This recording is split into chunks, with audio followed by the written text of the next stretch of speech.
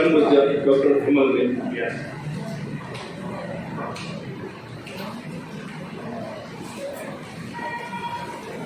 नमस्कार बच्चों, मेरा परिचय पहले ही दे दिया गया है, लेकिन मैं जैसे ही कॉलेज में आई तो मुझे अपनेपन का अनुभव हुआ और मैं इसी भाव से इस कॉलेज में आई। मैं इसी कॉलेज का एक हिस्सा हूँ, इसी रूप में आई। 2012 में जब कॉलेज बनी, तब मैं जब आई इस कॉलेज में तो मेरे साथ एक टेबल और एक कुर्सी लेकर बैठे थे। दूसरी कुर्सी भी इस कॉलेज में नहीं। आज इतने बड़े बिल्डिंग पर मैं देख रही हूँ कि गर्व के साथ एक गर्व का अनुभव कर रही हूँ। तो जब मैं परिवार में ही आई हूँ तो मैं संबोधन भी मेरा परिवार का ले था।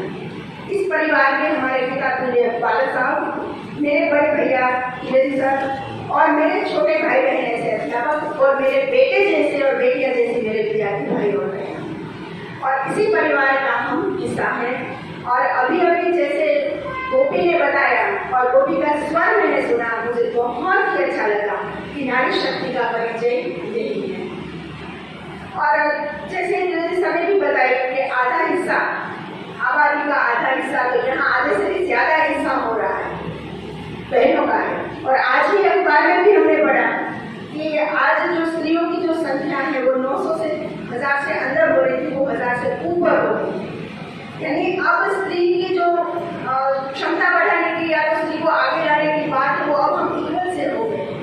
मतलब आज के ही दिन हम महिला आरक्षण या तो महिला सुरक्षा की बात करें ये योग्य नहीं है, लेकिन अंतर्राष्ट्रीय महिला दिवस है तो इसी रूप में हम मना रहे हैं। ये हमारी परंपरा को आगे ले जा रही है। मैंने विषय चुना है भारतीय संस्कृति में नारी का गौरव। ये महिला दिवस अंतर्राष्ट्रीय है, भारत का नहीं, क्योंकि भारत में तो हर दिन महिला को मान और सम्मान दिया जाता है। अंतर्राष्ट्रीय महिला दिन के उपलक्ष्य में मुझे ये समझाना है कि हमारी भारतीय संस्कृति के अंतर्गत नारी का गौरव किस प्रकार से गाया है। जिस देश में गंगा को भी माता बुलाया जाता है, नदी को भी माता बुलाया जाता है, गाय को भी माता के रूप में बुलाया जाता है और भूमि को भी माता रूप में बुलाया जाता है, वह देश महिलाओं के लिए हमेशा गौरवान्वित ही होगा, इसे बोल सकते हैं। हमारी परंपरा, हमारे शास्त्रों में भी नारी सम्मान की ही बात रखी गई है। यत्र नारीस्तु पूजन्ते रमन्ते तत्र देवता। ये छोटी सी जो पंक्ति है बहुत कुछ है जाने। जहाँ नारी की पूजा होती है वहीं देवताओं का वास होता है। पूजा मतलब वो नहीं है कि उसको टीका लगाकर आरती उतारना, वो बात नहीं है। पूजा से संदर्भ है उसका मान और सम्मान। जिस घर में नारी का मान न होना वो घर नहीं रहता। जिस संस्था में स्त्री का मान न होना वो संस्था नहीं रहती। और इसीलिए हमारे शास्त्र में ये बात रखी गई है कि जहाँ नारी को मान दिया जाता है वही नारी, वही देश, राष्ट्र गौरवान्वित हो सकता है। तो वही नारी पूजा की बात यहाँ पर, उस गौरव की बात मुझे यहाँ रखनी है। वैसे हमारे भारतीय समाज के अंदर, भारतीय अर्थात किसे कहेंगे हम? भारतीय मतलब वहाँ मतलब जिसमें ज्ञान का ओज है ना, जो ज्ञान में प्रभावित है, प्रवाहित है और रक्त होना, हाँ रक्त माने उसमें रोमान होना। ये ऐसा देश है जो ज्ञान के ओज में, ज्ञान के प्रकाश में सदा रममान रहता है। उसको बस ज्ञान फैलाने की बात नहीं, जो ज्ञान में ही रममान रहता है, ऐसा भारत देश और उसकी संस्कृति जो आज विश्वव्यापी है। और भारतीय संस्कृति को सम्मानित दिखाने का कार्य और जिम्मेवारी यदि किसी की है तो वह भारतीय नारी है। आज भारत सम्मानीय हो रहा है, भारत के लोग सम्मानीय हो रहे हैं, तो कहीं ना कहीं उसके नींव में, उसके अंदर भारतीय नारी है, क्योंकि भारतीय नारी ने संस्कृति को टिकाए रखा है। और आज उस नारी के गौरव का दिन हम कह सकते हैं। ऐसा हम कह सकते हैं कि नारी को लेकर यदि उसकी गुणों की बात करनी हो तो मैं केवल 100 शब्दों को पकड़ कर भी नारी के गौरव को बता सकती हूँ। साहस, शील, सौंदर्य, जिस जिसमें साहस है वो नारी है, जिसमें शील है वो नारी है, जिसमें संस्कृति है वो नारी है, जिसमें संस्कार है वो नारी है, जिसमें अपने परंपरा को रखने की बात है उसको हम नारी है। और इसी संदर्भ में मुझे हिंदी के कवि के पद की याद आती है। वो क्या कहते हैं, समझने की बात है कि नारी निंदा वो कहते हैं कि नर और नारी में क्या करे, जब लिखते हैं ना तो न र और ना और पंत जी कहते हैं एक नहीं दो मात्राएं, एक नहीं दो मात्राएं नर से बढ़कर नारी है, न र ना ही। अब देखो ये शब्द ही शोभायमान है। यदि नारी के आसपास जो मात्राएं न होती तो वो नारी नारी नहीं होती। तो ये मात्राएं क्या है वो समझना है। नारी ने सब कुछ ओढ़े रखा है, दी करके ओढ़े रखा है। क्या ओढ़े रखा है? अपने संस्कार को ओढ़े रखा है, अपनी सभ्यता को ओढ़े रखा है, अपनी परंपरा को ओढ़े रखा है, अपने कार्य को, अपने घर की गृहस्थी, वो सब कुछ स्त्री ने संभाल के रखा है। इसलिए नारी नारी है और इसलिए नारी नर से बढ़कर नारी है। ये परंपरा, ये संस्कार, ये जो चीजें हैं वो नारी ने संभाला है। इसलिए आज भी भारत भारत है और यही नारी के गौरव करने की बात हमारी सभ्यता, हमारी संस्कृति में और हमारी भारतीय नारी में ये चीज दिखाई पड़ती है। हमारी परंपरा को यदि देखें तो हमेशा नारी का गौरव रहा है। वेदों में भी नारियों का योगदान रहा है। ऐसी 21 नारियां हैं जिन्होंने वेद को सम्मानित और जो वेद को गुणगान गाया है, वेद में अपना योगदान दिया है। हमारी परंपरा में जाओ तो जैसे गुरुकुल थे, ऋषि थे, तो ऋषि माताएं भी थी। उसमें ऋषि आश्रम में रहने वाली माताएं भी थी जिन्होंने भी संस्कार दिया है गुरुकुल रहने का। हम शत्रुपा कहें, अनसुया कहें, बहुत सारे ऐसी गाती हैं जिन्होंने अपना योगदान दिया है, शास्त्र निर्माण में अपना योगदान दिया है। लेकिन उनकी गृहस्थी को उन्होंने संभाला है, इसीलिए ये सब कुछ हो पाया। आज हम कहते हैं कि हाउस वाइफ, लेकिन हाउस वाइफ होना बहुत गर्व की बात। घर यदि संभाल सकता है, और इसलिए गुजराती में कहावत है, जे कर चुलावे पारणो ते जबर शासन कर। घर को संभालना जैसी तैसी बात नहीं है और जैसे तैसों का काम नहीं है, और इसलिए उसको हाउसवाइफ कहना बहुत बहुत बड़ा गर्व है। एक बार एक दिन के लिए हाउस हस्बैंड बन के दिखाओ तो जाने के हाउसवाइफ क्या होता है। हाउस हस्बैंड बना। अभी हमारे कॉलेज में एक सर, उनकी वाइफ का जो एक्सीडेंट हो गया तो फ्रैक्चर हो गया, तो कुछ नहीं कर सकते उसकी वाइफ। तो उसने मुझे बोला कि मैडम अभी मैं हाउस हस्बैंड हूँ। मैंने कहा कितनी अच्छी बात है। अब वो जमाना है कि हाउस हस्बैंड और हाउस वाइफ उसमें कोई फर्क नहीं होना चाहिए। और वो जमाना भी आने वाला है, आने वाले समय में वो भी हो जाएगा। तो भारत का गौरव भारत की प्राचीनतम महिलाओं ने वो दिया है। केवल घर गृहस्थी संभालना नहीं, उस समय की महिलाओं ने केवल शास्त्र का ही ज्ञान दिया ऐसा नहीं है। उस समय की महिलाओं ने शस्त्र को भी उठाया है और देश की सुरक्षा के लिए भी कार्य किया है। सत्यभामा जो है, सत्यभामा ने भी कृष्ण को युद्ध के लिए मार्गदर्शन किया है और इसलिए वो नरकासुर का वध कर पाए थे, तो वो भी नहीं कर पाए। उसमें भी योगदान है। कैकेयी जिसको हम कहते हैं, है ना, बहुत अलग रूप से कैकेयी को समाज में देखा है, लेकिन कैकेयी का दृष्टिकोण आप देखो ना तो रामायण का स्वरूप भी बदल जाएगा। कैकेयी न होती तो रावण रावण विजय ये सब कुछ होता ही नहीं। कैकेयी ने राम को ऐसे ही वध नहीं दिया, उसने देखा था कि दक्षिण का क्षेत्र सुरक्षित करने के लिए केवल मात्र राम ही वो काम कर सकते हैं। और कैकेयी ने दशरथ को युद्ध में साथ में जाकर भी उसने युद्ध लड़ा। ऐसी गौरवान्वित महिलाएं भारत में रही हैं।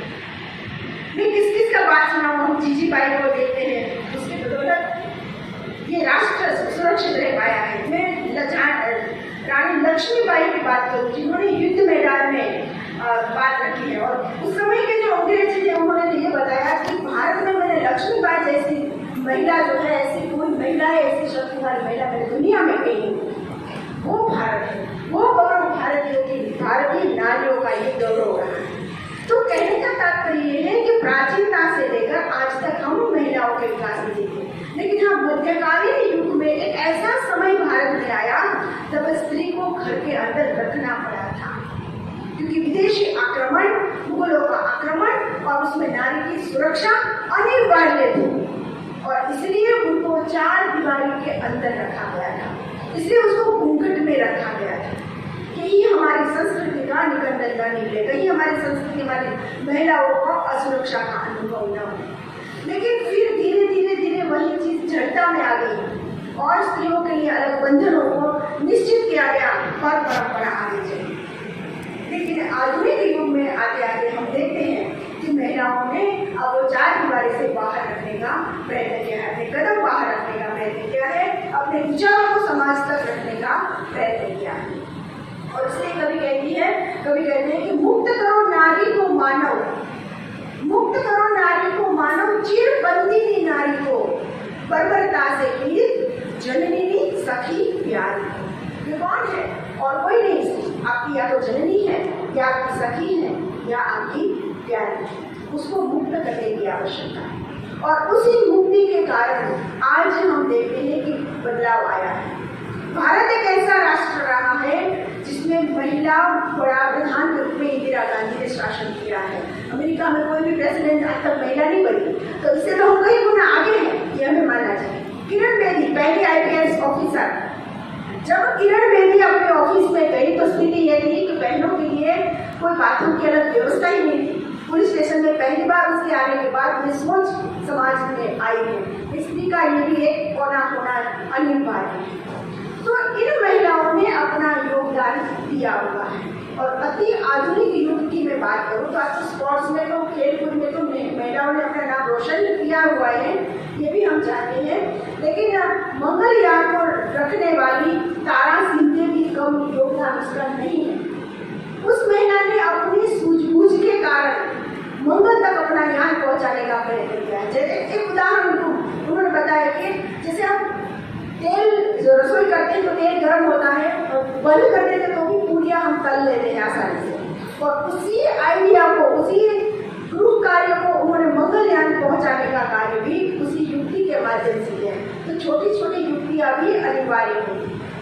दूसरी मैं बात करूँ तो महिला पहली जो है राफेल पायलट, गर्व करना चाहिए हमें, शिवानी सिंह पर हमें गर्व करना चाहिए, जिन्होंने राफेल जो है वो चलाने का काम किया। स्त्री वो भी कर सकती है, वो घर चला सकती है, वो अपने बच्चे को झूला झुला सकती है, तो वो राफेल भी चलाने की ताकत रखती है।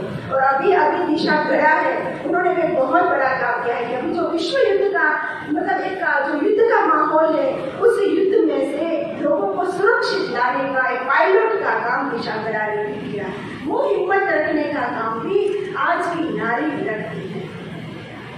कहने का मेरा मतलब है कि प्राचीन काल से लेकर आज तक नारी ने अपने हर युग में अपना योगदान दिया हुआ है। तो उस स्त्री की भूमिका क्या होनी चाहिए? ऐसी गौरवान्वित महिला और उसकी भूमिका क्या होनी चाहिए परिवार में, समाज में? जैसे हम जानते हैं कि स्त्री के अलग अलग रूप हैं, वो माँ के रूप में है, बहन के रूप में है, बेटी के रूप में है, पत्नी के रूप में है, सहेली के रूप में भी है। तो उस रूप में हर युग में, हर रूप में वह हमेशा वंदनीय है। और इसलिए कहते हैं गृहिणी गृहम रोचते। यदि जिस घर में गृहिणी नहीं है वो घर नहीं होता। पत्नी 8 दिन के लिए मैके जाती है, वो जाती है तो आनंद से, लेकिन आती है गम से, क्योंकि पूरे घर की क्या हालत होगी वो देखकर वो कहते हैं अब से मुझे घर छोड़कर कहीं नहीं जाना है। घर में बेटी नहीं है जिस घर में, मैं तो कहती हूँ बहुत भाग्यवान होते हैं वो लोग जिसके घर में बेटियां होती है। भगवान ने मुझे वो सौभाग्य नहीं दिया। लेकिन बीच में मैं एक बात और रखना चाहूंगी कि आज का दिन जो है वो मेरे लिए इतना महत्वपूर्ण है, मेरे लिए इतनी इसलिए महत्वपूर्ण है क्योंकि आज ही मेरे पिता का जन्मदिन भी है। और मुझे गर्व के साथ कहना पड़ रहा है कि हम 5 बहनें हैं। आज के युग में 5 बेटियों को पालना पोसना असंभव है। एक बेटा है तो भी मेरे लिए वो परेशानी, मतलब कैसे संभालूं, कैसे करूं, ये सब प्रश्न होता है। तो उस जमाने में मैं तो सबसे छोटी हूँ 5 में, उस जमाने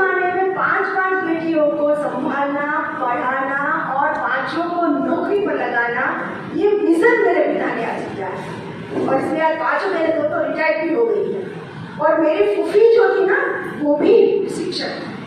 तो कहने का मतलब ये है कि मैं सौभाग्यवान हूँ, आज मैं जो हूँ ना, वो उस पिता की बदौलत हूँ, जिन्होंने सालों पहले महिला स्त्री सशक्तिकरण क्या है उसका अनुभव नहीं, लेकिन उसको प्रस्थापित किया कि ये स्त्री सशक्तिकरण है। ऐसे पिता, ऐसा परिवार मिलना भी सौभाग्य की बात है। तो जिस घर में बेटी हो ना, वो बेटी सौभाग्य वालों के घर में ही भगवान बेटी देते हैं। हर किसी की ताकत नहीं कि बेटी को पढ़ाकर संभाल कर समाज के सामने वो रख सके।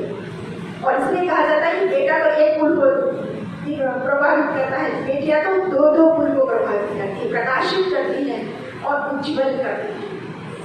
क्योंकि जिस घर में भी जाएगी उसको तो रोशन करेगी ही करेगी, लेकिन उस रोशन से लोग ये भी देखेंगे कि किस कुल से आई हुई है। तो ये भी सौभाग्य की बात है। और पत्नी के रूप में स्त्री का सौभाग्य इतना श्रेष्ठ होता है। आज इसलिए कहा जाता है कि पुरुष के पीछे स्त्री जो है वो प्रभावित करती है। पुरुष आज आगे है, उसका कहीं न कहीं कोई कारण स्त्री हुआ करती है। और जैसे मैत्रेयी गुप्त है, वो कहते हैं कि अबला जीवन हाय तुम्हारी यही कहानी, अबला जीवन हाय तुम्हारी यही कहानी, आंचल में है दूध और आंख में पानी। ये महत्व का रूप, ये स्वरूप महिला का मैत्रेयी गुप्त ने गाया है। लेकिन मैत्रेयी की इसी पंक्ति को मैंने कुछ अलग ढंग से रखा है। वो कहते हैं कि अबला जीवन हाय तुम्हारी यही कहानी। तो मैंने ये लिखा है कि सबल जीवन, अबला तो सबल, अब सबल जीवन हाय हाय तुम्हारी यही कहानी, भार ढोते ढोते किसने तेरी जवानी, है ना। इतना बोझ उठाया परिवार का, घर का, सबका, पता ही नहीं चला कि कब जवानी चली। इतनी जिम्मेवारी एक पुरुष के परिवार में रहती है। और इसलिए अबला तो सबल भी, उनकी भी एक अपनी एक कहानी है। तो पत्नी की भूमिका मैत्रेयी गुप्त ने अपने साहित्य में जो बताया है वो अद्भुत है, वो पढ़ना चाहिए। उन्होंने पत्नी के रूप में स्त्री के 3 स्वरूप हमारी परंपरा के रखे। मैं स्त्री गौरव की बात करती हूँ तो मुझे ये नाम लेने पड़ेंगे। एक उर्मिला है, एक यशोधरा है और तीसरी है विष्णुप्रिया। उर्मिला के पति गए हैं, 14 साल में वो वापस आने वाले हैं। उसका विरह केवल 14 साल का है, लेकिन उन 14 साल में अयोध्या में उर्मिला ने जो काम किए हैं, समाज ने उसको नहीं देखा। तुलसीदास का कैमरा वहीं चला है जहाँ राम है, लेकिन राम के पीछे क्या हुआ है वो समाज नहीं जानता। वो उर्मिला जिन्होंने अयोध्या को प्रशासित किया है, उसको अग्रसर करने के लिए उनकी महिलाओं को सशक्त बनाने का काम किया। दूसरी है यशोधरा। भगवान बुद्ध को पूरा विश्व जानता है, लेकिन उसकी पत्नी यशोधरा को कोई नहीं जानता। उस यशोधरा ने क्या किया? सखी में मुझसे कहकर जाते, दुख है उसे कि मुझे वो कहकर जाते तो मैं तिलक लगाकर विदा कर दूं। ये शक्ति है, ये क्षमता है स्त्रियों में कि पति जैसे युद्ध भूमि में जाते तो भी विजयी होते हैं और वो विदा करती है, तो ऐसे उसको जाना तो भी मैं विदा कर सकती। लेकिन उसके पास एक राहुल नाम का बेटा है जो उसकी आस है और उसी आस को वो लेकर जी रही है। लेकिन वही बुद्ध भिक्षा नहीं करके आते हैं तो यशोधरा अपने राहुल का दान दे देती है। इससे बड़ा और कौन सा दान हो सकता है पत्नी का। और तीसरा जो पात्र है वो है विष्णुप्रिया। विष्णुप्रिया जो चैतन्य महाप्रभु की पत्नी है। चैतन्य महाप्रभु ने अपनी पत्नी को देखा भी नहीं है शायद और छोड़कर चले गए उसे, लेकिन उसके जाने के बाद विष्णुप्रिया ने जो संसार संभाला है, उसकी सास को संभाला है, उसकी जो सेवा की है, उसकी जो भक्ति की है और अंत में उसी में समाने की जो बात कही है वो अद्भुत है। ये स्त्री का पत्नी स्वरूप। सब कुछ छोड़कर लड़के आते हैं। देखो लड़कियां महान है इसलिए मैं कहूँगी, और किसी क्षेत्र में हो ना हो, लेकिन इस क्षेत्र में तो है ही, क्योंकि वो लड़की सब कुछ अपना छोड़कर ससुराल चली जाए। ताकत नहीं है, आपकी पेट में नहीं है ना तो जाते वक्त कहेंगे पेट में पेट मुझे दे देना। कोई शर्ट ले गया ना तो कहेगा चला मैंने शर्ट ला। लेकिन लड़की जिसे अपना मानती है ना, जिसका अपना परिवार, माँ पिता, अपना कमरा, अपनी गुड़िया, अपनी सहेली, अपनी सखी, अपनी गलियारा, सब कुछ आसानी से एक झटके में को छोड़कर चली जाती है। ये साहस केवल स्त्री में हो सकता है, किसी और में नहीं हो सकता। और वो साहस, वो शक्ति, वो क्षमता, और जैसे ही वो जाती है जिस घर में, वहां भी सबको अपना आत्मसात कर लेती है। ये क्षमता भी एक स्त्री में हो सकती है, जिसको में आप जाते हो लेकिन झमाता बनकर, 10वां ग्रह बनकर जाते हो, और घर में ऐसे ऐसे आपको संभाला जाता है कि जमाया है, कुमार आए है, कुमार है ना, ऐसे आपको संभाला जाता है। लेकिन लड़कियां जो आई है सब कुछ छोड़कर, वो सबको अपना बना लेती है। ये उसके लिए सबसे बड़ी आश्चर्य की बात है। भारत में नारी दोनों की मैं एक और बात करना चाहूंगी। भारतीय समाज में स्त्रियों की पूजा होती है, और वो मैं कहूँगी जैसे अभी व्रत त्योहार आते हैं ना, गोरणी बालिकाओं की होती है ना, कुमारियों की होती है, सौभाग्यवती की भी होती है, पूजा होती है। कहीं देखा किसी लड़के को बुलाया गया, चलो आप 10 गोरणे करने आ जाना, नहीं होता, क्योंकि ये शक्ति की पूजा है ना। हम शक्ति, हम 3 वस्तु हमेशा मांगते हैं। हे भगवान, मुझे पैसा देना है ना, मुझे लक्ष्मी देना, मुझे ज्ञान देना, विद्वता देना, और मुझे ताकत देना, मांगते हैं। और वही देने वाली हर 3 देवियां है, लक्ष्मी, पैसे देने वाली, ज्ञान देने वाली सरस्वती, और शक्ति देने वाली दुर्गा। हर स्त्री के सामने हम झुकते हैं, क्योंकि वही शक्ति स्वरूप है। और इसलिए कहा जाता है कि मनुष्य तो जीव है, जीव स्त्री है, और परब्रह्म जो है वही पुरुष है। परब्रह्म पुरुष और जीव मात्र स्त्री है, क्योंकि इस जीवन की अधिष्ठात्री सृष्टि ही पृथ्वी है, और वही स्त्री है। तो इसलिए हमारी परंपरा में ये पूजा करने की परंपरा जो है, वो बात जो है, वो हमारे यहाँ की जाती है। और देखो, इसके लिए स्त्री करती भी बहुत है। व्रत पूजा 5 दिन इतनी छोटी सी बच्ची को नमक खाने के लिए कहा जाता है कि तुम नमक नहीं खाओगी। एक टाइम तो आप यदि भोजन में नमक नहीं है तो खा लिया जाए, क्या बनाया है, उसमें नमक तो रखा ही नहीं है। लेकिन वही लड़कियां 5-5 दिन बिना नमक के चल लेती, इतनी छोटी सी बच्चियां। और जब बड़ी होती है तो उसको जागरण होता है, दिवासा 2 दिन 2 रात, 2 दिन 1 रात का जागरण करना होता है। क्यों ऐसे संस्कार हम देते हैं अपनी लड़कियों को? क्योंकि उसको दूसरों के घर जाना है ना, और दूसरों के घर जाना है, कल जाकर उसको बच्चा भी होगा तो वो रात रात जाग सकेगी। और ये तो दूसरा स्वरूप तो अद्भुत है स्त्री का। चौथे स्वरूप की मैं बात करूँ, वो है माँ का स्वरूप। दुनिया में सबसे श्रेष्ठ सर्वस्व यदि कोई है तो वो माँ है, और माँ की कोई दूसरी परिभाषा हो ही नहीं सकती। माँ समान को दूसरा शब्द हो ही नहीं सकता। जननी नहीं जोड़ सकी, नहीं छड़े हो ही नहीं सकता माँ का दूसरा कोई स्वरूप। कितना माँ जब गर्भ में अपने बच्चे को संभालती है, तब से लेकर वो 9 महीने किस प्रकार से रखती है। आपको कहा जाए कि आपके थैले के अंतर्गत 1 किलो टमाटर लेकर आपको पकड़े रखना है, केवल 1 किलो। थोड़ी देर होगा ना तो हाथ आपका दुख जाएगा, फिर बदलोगे इस हाथ में, कोई बात नहीं, लेकिन दूसरे घंटे में आप छोड़ दो। वही माँ 9 महीने तक उस बच्चे को अपने कोख में रखती है। उसके बाद वो अपने रक्त को दूध बनाकर पिलाती है। देखो, कुदरती वो क्षमता केवल माँ को ही, और अपनी उंगली में रखती है, फिर अपने आंगन में रखती है। और फिर वही बच्चा बड़ा हो जाए, चाहे 50 साल का भी हो जाए, अरे मारो दीकरो आयो के नहीं तो अवे वो माँ कभी अपने बच्चे को छोड़ेगी नहीं, वो माँ। और इसीलिए समाज में माँ का स्वरूप जो है वह सर्वश्रेष्ठ है। नारी निंदा मत करो, नारी निंदा मत करो, नारी नर की खान। नारी से नर होते हैं ध्रुव प्रहलाद समान। कोई अधिकार नहीं है नारी निंदा करने का, नारी को खराब दृष्टि से देखने का कोई अधिकार नहीं है, क्योंकि वही नारी माँ भी है, किसी की बेटी भी है, किसी की पत्नी भी है, किसी की बहन भी है। हम अपनी बहन के सामने कोई देखे, कोई बुरा करे तो देख ले उसकी क्या हालत करते हैं, क्या हर्षण करते हैं। हमारी बहनों नाम दे लिदू के, है ना, क्योंकि किसी दूसरी को परेशान करते हो, वो भी किसी की तो बहन है, किसी की वो बेटी है, किसी की वो माँ है। तो ये आवश्यकता है सबसे ज्यादा कि नारी को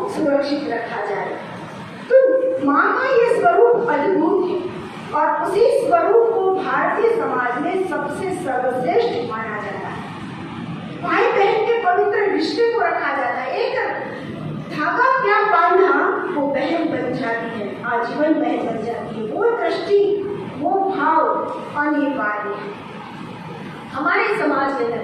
देखो, नारी को अपना गौरव खुद करना पड़ेगा।